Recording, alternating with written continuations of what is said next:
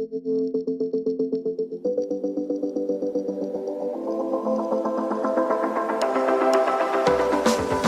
Matt Kirkner, and it is another episode of the Tech Ed Podcast. How many times have we talked about the fact that growing up, I had all of those challenges in traditional education. I couldn't sit still. I couldn't pay attention.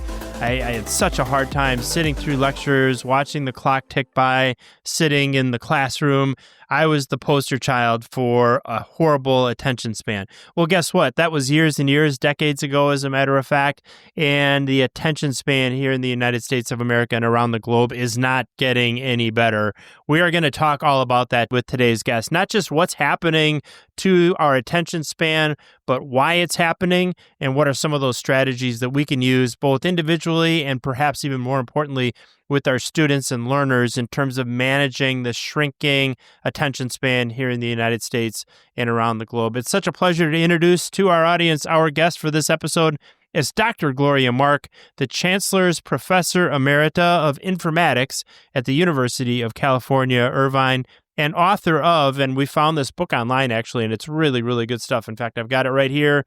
The book is called Attention Span, A Groundbreaking Way to Restore Balance, Happiness, and Productivity. And it's a pleasure to welcome to the podcast that book's author, Dr. Gloria Mark. Gloria, thank you so much for coming on.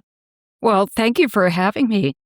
Your research absolutely fascinates me. And for the reasons that I mentioned in the intro, I've struggled with a short attention span my whole life. I can also tell you that in some ways, and as much as it was a bane while I was going through traditional education, in some cases it can be a blessing in this day and age as well. So I know we're going to talk about that balance. But let's start with this. You've been at this for a long time. Your research goes back several decades, looking at how people specifically interact with digital devices. So what have you found to be some of that most surprising findings in terms of that research that you've done over the course of 2 decades and more? Well, I'm not sure I would call this surprising, but I would say it reinforced my intuition of what's going on with our attention spans. So I found over a 20-year period that people's attention spans were shrinking. And we started measuring attention spans empirically. And we started back in 2004, and we found people's attention on a screen, on any screen, before switching is about 2.5 minutes. Okay. And then over this 20-year period, we found attention spans gradually getting shorter. In 2012, we found them to be 75 seconds on average, and then starting from the years around 2016, averaging 47 seconds. Wow. So that was, I guess it's a surprise because when you see the actual data, it's surprising. You might expect that the study would contradict your intuitions, but this time it was actually shorter than I even expected. Well, and think about over that period of time. I mean, you go from 2004, which is just over 20 years ago, where if I heard you correctly, 2.5 minutes was our attention span where we could pay attention to a screen before having to, flip over or move over to whatever the next thing we were looking at was, at least on average. And now just 20 years later, that has been, it was cut in half and almost cut in half again. What's incredible to me is not just the fact that that's happened, but the short period of time over which that has happened. Now, I can tell you as somebody who, as I mentioned again in the intro, I was the kid in school that was always like, why can't you pay attention? Why can't you sit still? So I've dealt with this attention span issue my entire life.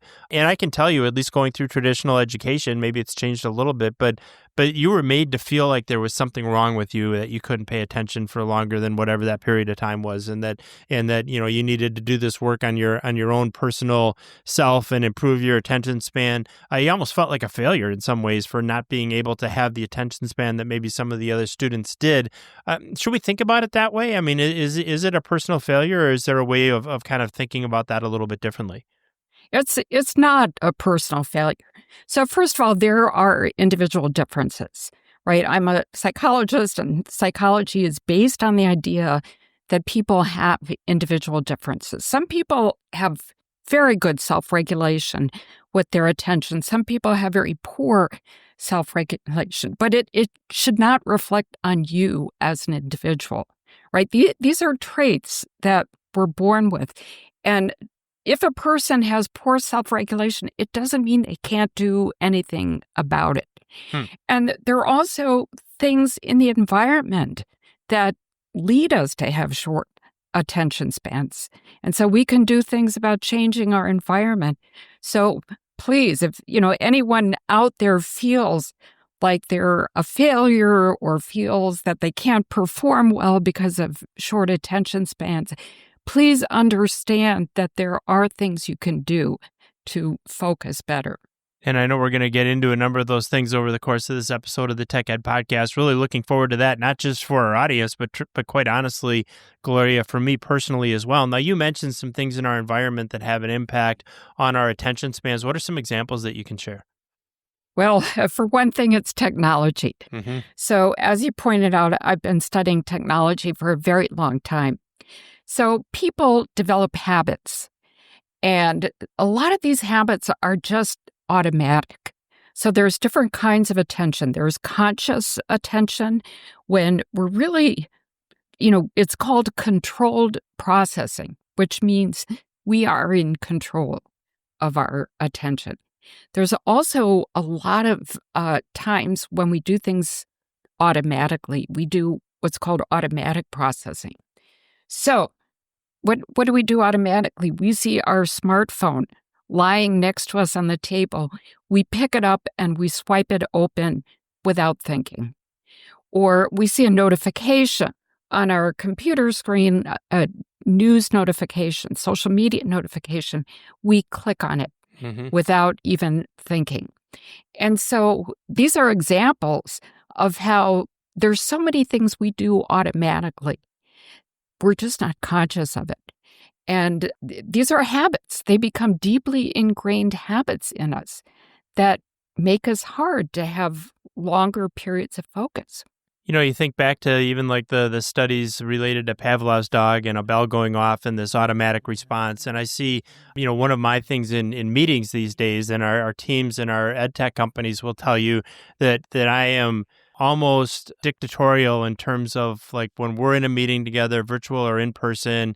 This is not the time to be checking email, not the time to be looking at text, not the time to be, whatever's alerting you on your phone. And our rule is actually we'll stop the meeting for you. If you've got something that's so important that can't wait until the end of the meeting that you have to look at or you have to respond to, and we mean it honestly, then we'll stop the meeting for you. Really, really important to me to make sure people are locked in. And you can just tell the tension that puts in people that are used to every time the phone vibrates and they're looking at what that text is or what have you, that response to whether it's the bell that goes off on the phone, the vibration on the table. And it really almost is like automatic and subconscious. It's fascinating to watch. At least that's my non-psychology description of it. And I'll admit that I was for a while, probably still am a little bit addicted to TikTok. Love TikTok. I've kind of gravitated for a variety of reasons over to YouTube Shorts, which works exactly the same way.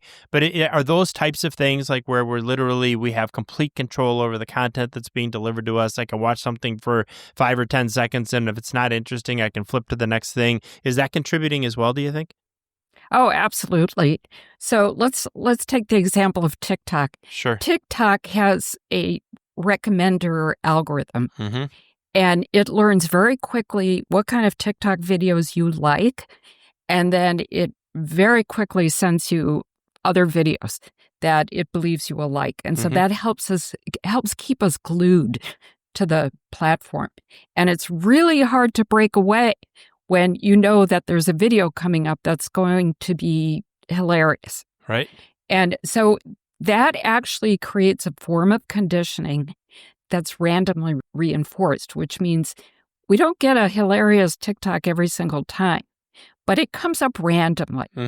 And that's enough to keep us glued to the site. It's like a slot machine in Las Vegas. Every single time you pull the lever, you're not going to get a reward. But every so often, it will happen, and that keeps you glued, keeps you doing it. So that's what helps keep us addicted to these sites. Now, if a person has really good self-regulation and they can be on social media for 5 minutes max and be able to pull away that's okay. The problem is not going on that site. The problem is not being able to pull out when we have more important things to do. And if a person feels that there's someone with poor self-regulation, and I don't mean you, I just mean anyone. You could mean me because I think I'm a good example, but continue. But I mean, there's so many people who don't have good self-regulation, and there's nothing wrong with them. Then they have to come up with strategies. So, for example, sometimes if I just have a string of meetings and I just want to, think of something else before my next meeting, I might pull out a simple game knowing that in 5 minutes I have to stop because I've got my next meeting coming up. And that's like a kind of a hook that will pull me out of being lost in this mindless game. My self-regulation isn't so bad, mainly because I study this. Yeah. And I've become, I've seen people having troubles paying attention. So I try to learn these lessons. So again, nothing wrong with social media or mindless games in moderation. Moderation meaning a few minutes, right? But there's so many other things that are much better to help clear our minds, like getting up, moving around, walking outside. And these will cure our distraction much, much better. Some really fascinating insights just in that last answer and response, Gloria. And so we need to pull some of that apart. We started with kind of the discussion about how a platform like TikTok will use AI to basically continue to serve up and get you hooked on the content and knowing, even subconsciously or consciously that whatever it is that you're in, whether it's, and I see, I get political videos, you might get videos about preparing food. I get a lot of those. I get a lot of videos about dogs for whatever reason. The reason is probably because I like dogs and I tend to hang on those TikToks a little bit longer than others. And the algorithm knows that. So it gives me more and more of what I want. It feels like, and I've got a number of questions that came out of what you just talked about, but for one, it feels like, AI is still, it's really in its infancy, right? We're still in the nascent days of artificial intelligence. God only knows what's coming. I kind of sense that this problem, if we call it a problem of short attention spans, is probably on its way to getting worse, not better. Is that fair to say? It very well could be. And, without actually doing measurements, we don't know where it's heading. Although I will say that we seem to have reached a steady state for a period of about 5-6 years of this average of about 47 seconds. And AI was still going on at the time. There were algorithms, which are very, very sophisticated that can profile us and send us material that the algorithm believes that we would be interested in. So it's hard to say in response if our attention spans will get worse. Right. Maybe we're already at the lowest point that they can be. So we just need to continue measuring it. And continuing measuring it in this 47-second number, if I recall from the book, and we'll make sure and link connections to the book in Amazon and so on in the show notes, so our audience can get their hands on it, because it really is worth reading. One of the things that I thought was interesting is the average is 47 seconds, but if we think about some of our mean, median, mode learning that we did when I was paying attention in high school, which wasn't all the time, or maybe in college, the median is even less, right? Isn't it like 40 seconds? So like, while the average is 47, half of us have an attention span. I guarantee you, I'm in the half that's in the somewhere less than 40 seconds or 40 seconds and less. And in fact, I've used that as an example, and I have to thank you, by the way. I do a ton of keynoting and speaking, as our audience knows, on a wide variety of topics, but many of them related to STEM and tech ed and artificial intelligence. And I'll go into a presentation or a speech for a 45-minute speech with 120 slides. And every single time the organizer who's loading those slides up in the computer is like, they get worried, right? They're like, you realize you only have 45 minutes, right? And my answer is always yes.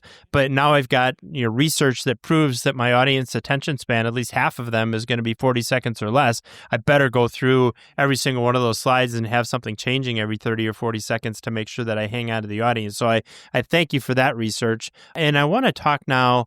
You talk about no, there isn't something wrong with you if you have a shorter attention span. Yes, we all know everybody's attention span is getting shorter, that there are some tools. The first thing I think in a message for our teachers and for our students is, look, don't feel guilty and don't make a student feel guilty because of the short attention span. There are some benefits. We'll talk about that, but also some strategies. You talk about, maybe getting involved, whether it's social media or a mindless game that you're playing, and I do both, 5 minutes before a meeting so you have an automatic cutoff.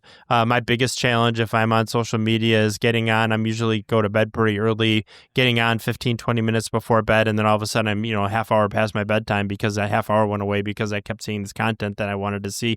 Are there other strategies that we should be thinking about in terms of making sure that we're limiting or being disciplined about our attention spans? Yeah. So first of all, you mentioned you're on social media 15 minutes before you go to bed. Not always, but often not enough. always. Yeah, right. Well, many people are like you. The blue light when we're on our devices can interfere with sleep. And so it's really important to go off a screen 1 to 2 hours before bedtime. So one of the reasons why people, children, adults have trouble paying attention is because their cognitive resources are depleted. So everybody has a limited amount of cognitive resources, and you can think of that as attentional capacity. And if you have a really good night's sleep, you start your day with a full tank of attentional capacity. Now, if you're not getting good sleep, right, if the blue light is interfering with sleep, or I know many people, and I've been an educator for many, many years, and I know that students tend to go to sleep late, and then they have to get up early to go to classes. Not getting enough sleep makes it really hard to pay attention. Our cognitive resources, we're starting off the day at a disadvantage with less resources than we need to get through the day. So probably one of the most important things is to get a good night's sleep. It just occurs to me as you're saying that, Gloria, it almost becomes a flywheel effect, right? Is that what I'm hearing? That if I don't get good sleep, I don't have a great attention span. And if my attention span is waning, I may be doing things that prevent me from getting good sleep. And it just, you just create this flywheel effect. Is kind of it's just an interesting observation. The other thing I'll mention on the sleep front really quickly, I'm a strong non-believer in coincidence, that when, coincidences happen and there's something trying to tell me something. I'm reading a book right now called Outlive by Dr. Peter Attia. That's been a pretty widely read book on how we increase our health span over time. And he points to 4 things that are important for increasing health span, one of which is sleep. And his argument is that has been really an underappreciated side of both our physical and mental health for years. I'm really glad you brought that up. We did research on what's called sleep debt, and we did this with college students. So sleep debt refers to the idea that we get less sleep over a period of time. So if a person needs 8 hours of sleep each night and they're only getting 6 hours, then they're accumulating debt, sleep debt. And then if you have, ideally, when you're in debt for 2 hours, you should make up that time and sleep longer. But that's not typically what happens. What happens with students and what we measure in our studies is that the sleep debt accumulates over the period of the week. And so if you're consistently 2 hours less of sleep than what you need, you're ending your week with a lot of sleep debt. Yeah. And what do people typically do? They try to sleep on weekends to make up for it, and it just upsets our sleep balance. And what we find is a very strong relationship between the amount of sleep debt and the inability to pay attention the next day. And what happens as sleep debt rises, the ability to pay attention gets worse over the course of the week. And it's not just the length of sleep, true, if I'm correct, right? It's also the quality of that sleep, to your point earlier about blue light and how much REM sleep we're getting and how much deep sleep we're getting versus how much light sleep we're getting, which is something I've been actually studying in myself for the last 6 months and found fascinating. And you start to make connections to activities, especially the last 4, 5, 6 hours of the day, and the sleep score I get from the smartwatch that I wear, and it's just absolutely fascinating. So it's quality and quantity both. Am I right about that? That's right. And I love what you brought out about not believing in coincidences. And I also don't believe in coincidences. And stress can also affect our sleep, but stress can also affect our attention. So there's a lot that's packed into this idea of not getting enough sleep, our cognitive resources not being at their optimal amount. Stress really plays a strong role. And so people need to learn to take care of their stress, because we also see in our studies a relationship between higher stress and worse ability to pay attention. Well, and there's so much research around that, especially one of the things I'm particularly fascinated in is how we, kind of raise the floor, we say it, for K-12 students who may not have the same kind of opportunities that I did in going through my education pathway. I mean, there's whole communities of students, regrettably, that really have challenges outside of the classroom that they bring to the classroom, one of which is any trauma or stress that's happening outside they bring to the classroom. It's just one way of influencing attention span. What are the other things that are going on in the classroom around attention span, whether it's something that's happening in a student's life outside the hours of school or something that takes place in the education journey while the student is actually at school? Let me first of all talk about the obvious thing, and that's smartphones. So I did a study with a researcher, Wishin Lee, who's a professor in South Korea. And what we did was we tracked students' use of smartphones throughout the day. And we used sensors so we could see exactly when they were using their smartphones. We could look at their locations. I mean, we got quite a bit of information about the students. And we found that for those students who use smartphones in the classroom, they spent about 30% of the time on their phones. Wow. And it's not just a long break, but it's a lot of smaller interruptions. And so they're not hearing the lecture. They're not paying attention to the lecture. And when I talked about the automatic attention, a lot of that practice is just purely automatic. They're picking up the phone. You might be the slightest bit bored, so you reach for the phone and pick it up. We also find this correlation between those students who use the smartphones most in the classroom and also who spent the most time on smartphones throughout the day with lower grades. So it really has an impact. So that's one of the main things. Of course, from having taught for many years, I know that I also have to put in some work to make the lecture interesting. Sure. And I find that making it interactive, really bringing students into the discussion and making the material relate to their own lives, like making it current and, something that they understand, right? That it's not abstract, but trying to bring theory into something that people can relate to, especially on a personal level. That helps with attention. Yeah, it really puts a whole different set of pressures on educators in this day and age in terms of, how they present content.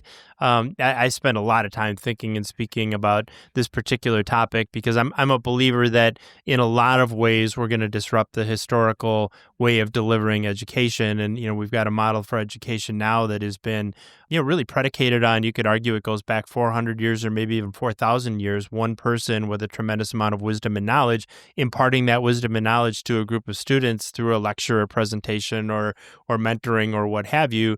And certainly, in the even 50 years ago, students didn't have the ability to go to a video, go to a smartphone, learn in their mode of learning, whether that was e-learning or a video presentation. They can stop and start again, or going into a classroom. I've got, one of my children is just an incredible classroom learner. She can just go in and sit through a lecture and, everything sticks. And I was never, ever like that. I don't know where she got that from, but it certainly wasn't from me. And then you see other children that, were like I was, where it's just impossible to learn in a lecture. I think the beauty of technology in a lot of ways is that we're going to have a lot of different ways of delivering learning. I talk about the idea that in the past we would go to school to learn and we would go home to practice. So you go to school to listen to your lecture, and then you go home to write your papers and do your exams and do your studying and review your notes. And that, in the future, we're going to morph to an age where there's a lot more balance between we'll stay home in some cases to learn. I can sit through a lecture anywhere, depending on how I learn best. And then I go to school to practice, which really starts to put pressure on educators for how we make that time at, whether it's a university, classroom or lab, a technical college, a high school, what have you. How do we make that more interactive? How do we challenge the students' thinking and so on? All kinds of really cool things happening in the world of education. A long way of kind of teeing up the next question that I had for you, Gloria, which is, if I'm a STEM teacher, if I'm a tech ed teacher, if I'm teaching science at the university level, or maybe even other disciplines. What is all this work that you've done studying our attention span? How does it influence and inform how we should create experiences for students when they're at school? So let me start by talking about a trend that I'm seeing. And the trend is that we're seeing change in school curricula to cater to students' shorter attention spans. So what I've been seeing is that, for example, rather than assigning books, there seems to be a trend to assign passages to read. So shorter forms of the material. I have also been looking at trends where lecture materials, and that this is not a bad thing, but instead of a 50-minute lecture, it's broken down into chunks. Okay. So very short chunks of material followed by maybe students doing something interactive. But especially when it comes to assigning passages as opposed to entire books, what that's doing is reinforcing students' short attention spans. It's not getting them to develop a muscle to be able to read long-form content, to pay attention, right? When I was in school, we had to read books. Totally, right. And when I was growing up, we had to read books. But if you look at surveys, you'll see that kids and teenagers are reading fewer books. It's not surprising, but interesting. And so I think that we need to be thinking about retraining students' minds and changing their mindsets so that they can begin to appreciate long-form material. If I assign a book, students are groaning, oh my gosh, we have to read a book. Yeah. But think of it as a way to retrain the mind, to get the mind used to reflection, deliberation, going into depth into material. That's really, really interesting to me. I think about like Huckleberry Finn. I forget how old I was when I read Huckleberry Finn. I still remember all the stories and still remember all the lessons of that book. Yeah, I think the other one was like The Good Earth by Pearl S. Buck about life in China, years ago. It's just a fascinating, and I had a teacher, by the way, in high school who just delivered that learning in a way that stuck with you, right? And it's some, in some cases, like reading technical material, that got a little bit grueling. Reading a history textbook, a little bit more difficult for me. But getting deep into a novel and understanding the characters and reading the story, and the part I frankly always struggled with was what are the lessons. I always needed my teacher to help me understand what was the story under the story that I wasn't picking up on. I think you read a book about Animal Farm. And you think that book is just about a bunch of animals and how they kind of govern themselves, and it's really, in some cases, a greater story about something like communism or socialism, and just those kind of lessons that we learn from that long form reading. That I think you're right. I mean, if you're not getting deep into the content that way, you're really, you're not training your mind to be able to concentrate, and that was never my forte, as I've said several times. But you're also not gleaning all that material and getting the huge benefit you can from reading that kind of content. So if I'm hearing you right, is it a combination? Do we need to do both? Do we need to meet students where they are and recognize that they're going to have to get some smaller and shorter snippets of learning, along with some more experiential learning? And we have to get them into the long form, understanding the discipline of reading a 200 or 300 page book and the benefits of that. Is it both, or is it an or? I am more in favor of it being an or. But to get to the point where students can appreciate long-form content, we probably have to start to where they are now. Sure. But what we should not be reinforcing shorter attention spans. For example, book summaries. There are plenty of companies, and there's just a huge readership for book summaries, which are 15 minutes. And this includes science books as well. Moved way beyond Cliff's Notes from 40 years ago, right? Yeah. And, I've talked to so many students who say, oh, yes, I read the summary of this book, the 15-minute summary. Right. Yeah, that's only reinforcing students to continue to have short attention spans. And it's not teaching them how they can deliberate over the material, how they can think more deeply. There's this psychological idea that's called depth of processing. And what that refers to is that if you can actively participate in material, which means you're not just reading it passively, but you're being active in consuming it. For example, you're taking notes, you're asking questions, you're asking your own questions, not questions that the teacher assigned. You're going to retain that material better. Mm-hmm. And you're going to be able to take that material and integrate it into your current store of knowledge and expand your own knowledge. Right. But we can't do depth of processing if we're getting material in small chunks and in summaries. But students have to really, and it will be a struggle if they're used to having short attention spans. Right. It's going to be a struggle at first. But it's also about changing a mindset to begin to appreciate longer material. And it could be scientific books.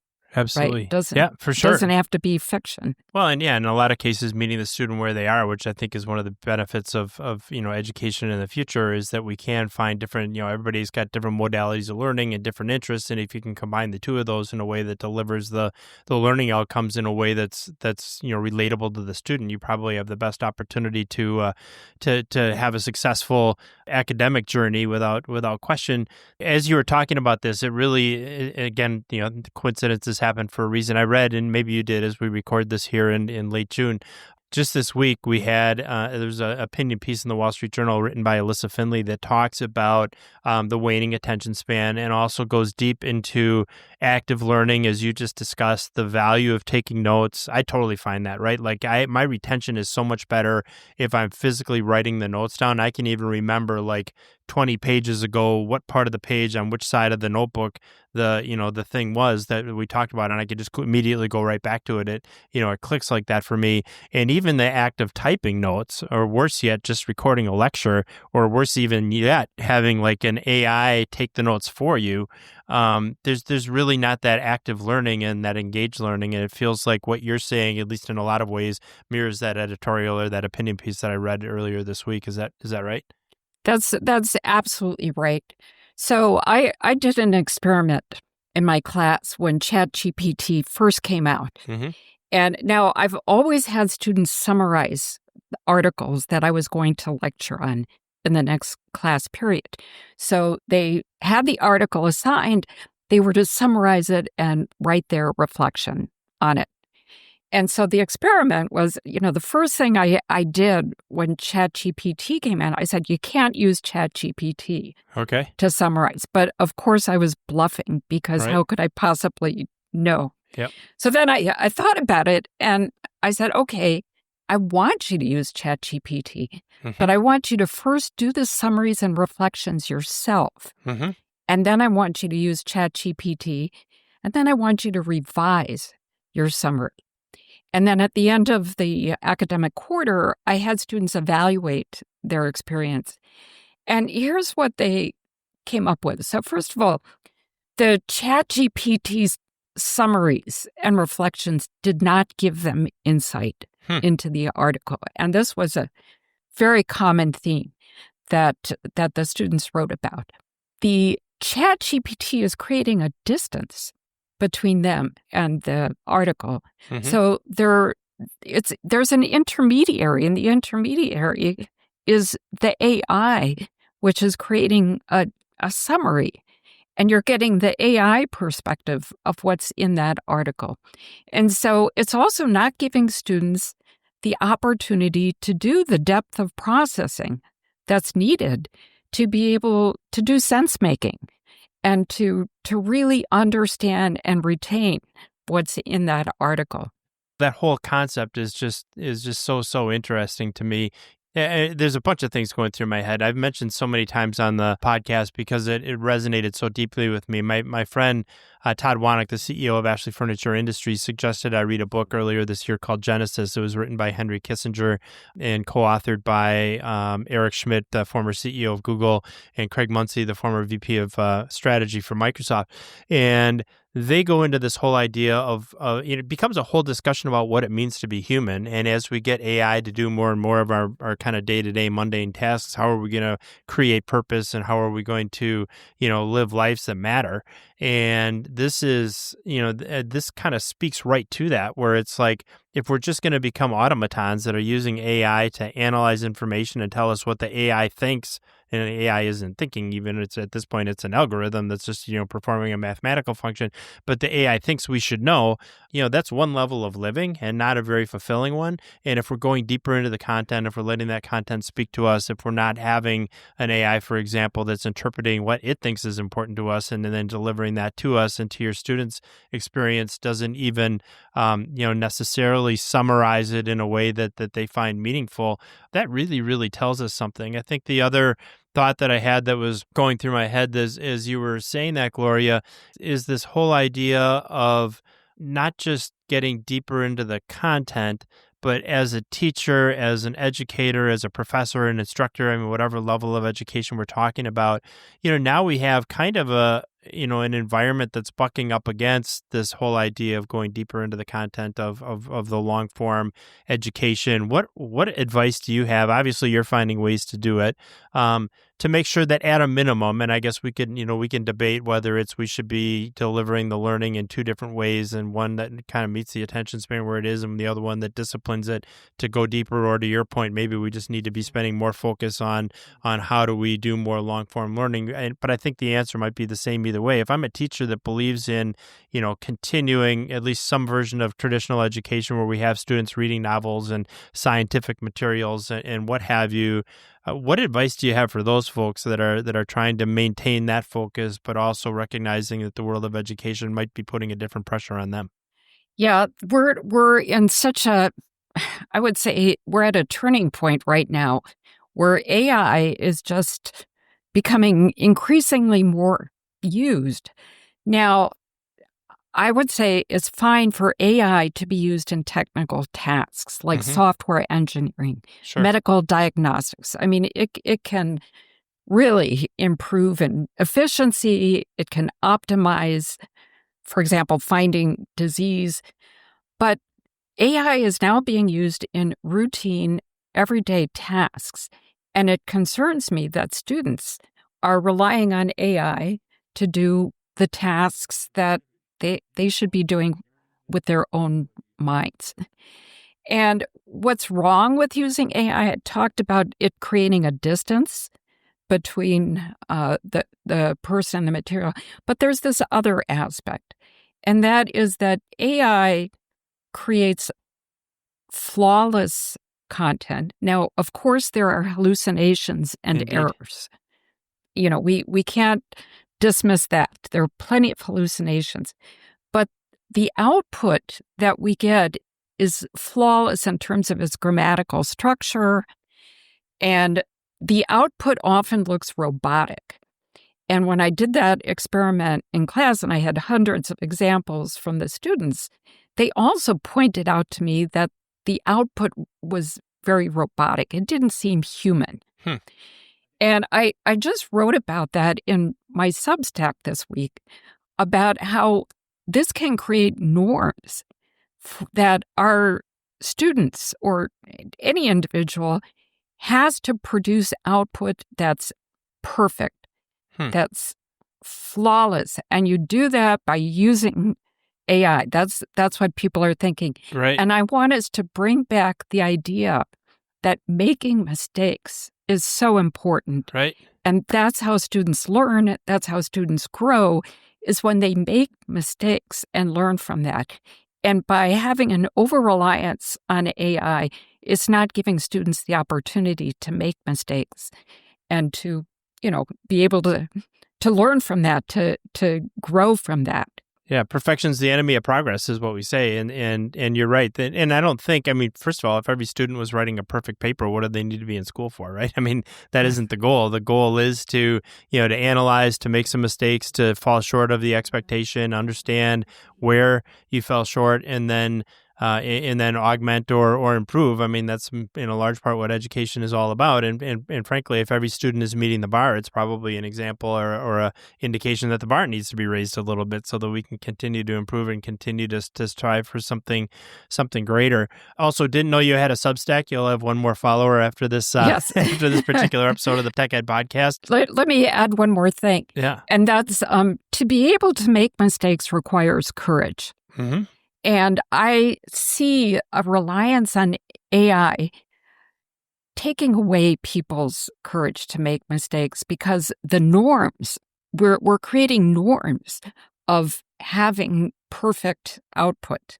Yep. And I would so much rather students have the nerve to make mistakes and to be corrected and to understand what's behind those mistakes. That goes back again to this idea of depth of processing.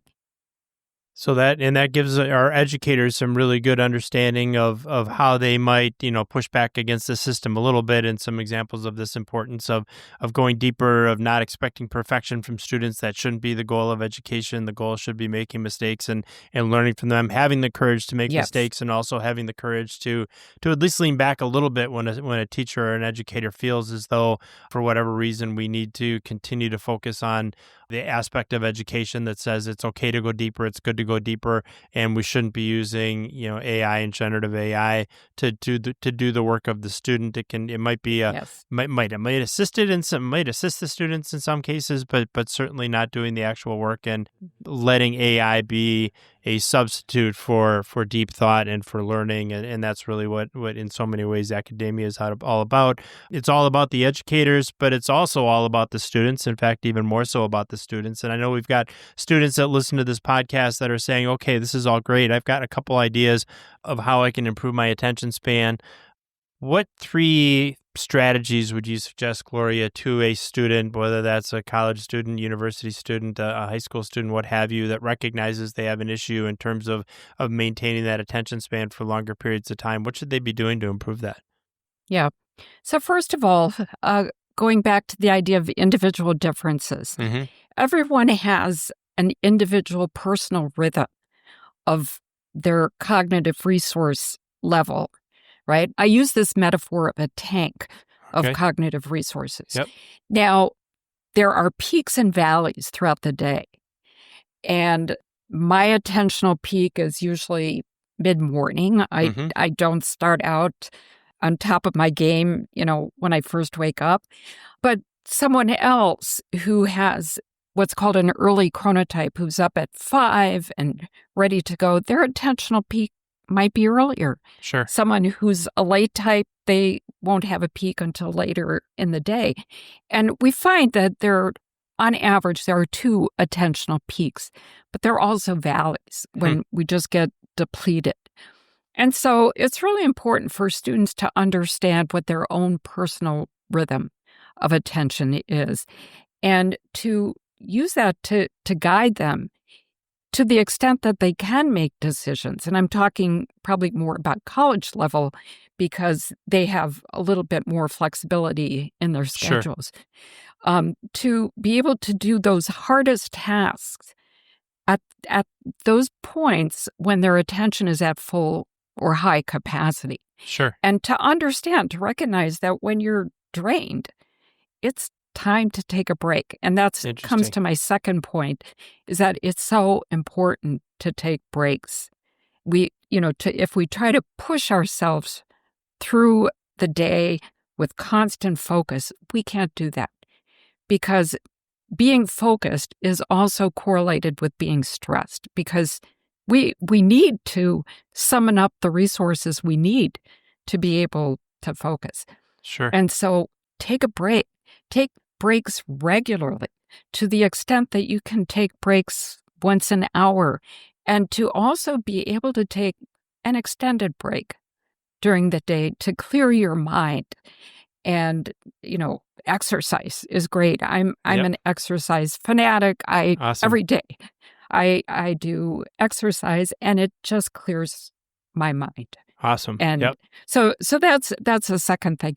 There are other strategies too. And one strategy I like very much, it's called using forethought. And it's about imagining your future self as a motivator to stay focused. Yep. So if a person is tempted to go on social media, create a visualization of how you see yourself at the end of the day. Where do you want to be, but how do you want to feel? And I want to feel rewarded and fulfilled and positive, and I want to see myself relaxing and being with my family, and I don't want to see myself 10 or 11 o'clock at night working on that deadline. Right. And so bringing up that visualization can help keep us on track. And it's also about probing ourselves to understand when we have these automatic actions, picking up our phone, clicking on social media, that's automatic, right? If you probe yourself, do I need to go to social media right now? Do I need to be on the phone? We become more conscious of our actions.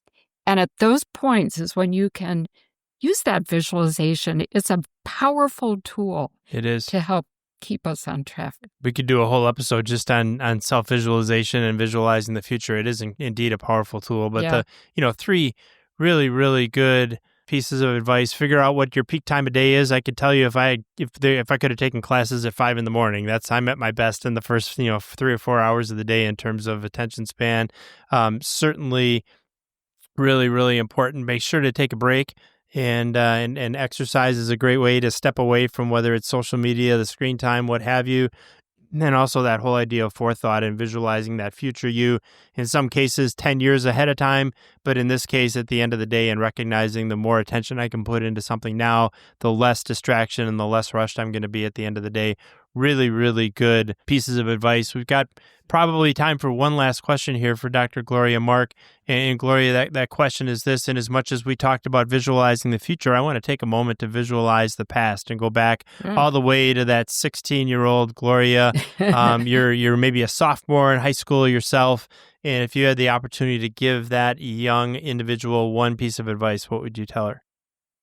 I would say, don't be discouraged when things go south for you, when things go wrong. Have faith in yourself that, it's going to work out. Slow down. Keep the faith that you'll be okay.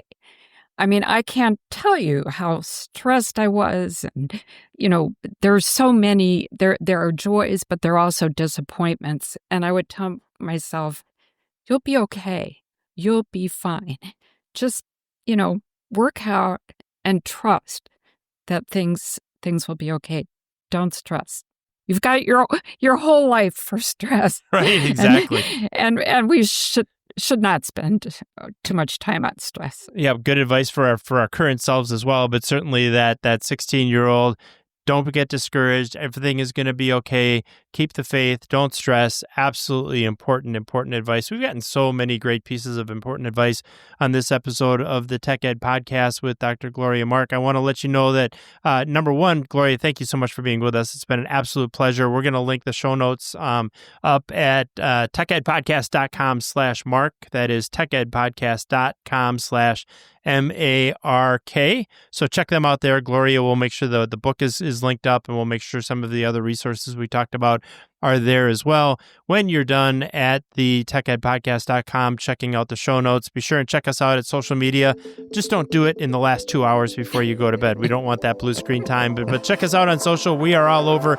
You'll find us on LinkedIn, Facebook, TikTok, Instagram. Doesn't matter where you consume your social media, you will find our channels, and we would love to hear from you here at the Tech Ed Podcast, and love to see you again next week. Thank you so much for being with us. My name is Matt Kirkner, and this is the Tech Ed Podcast.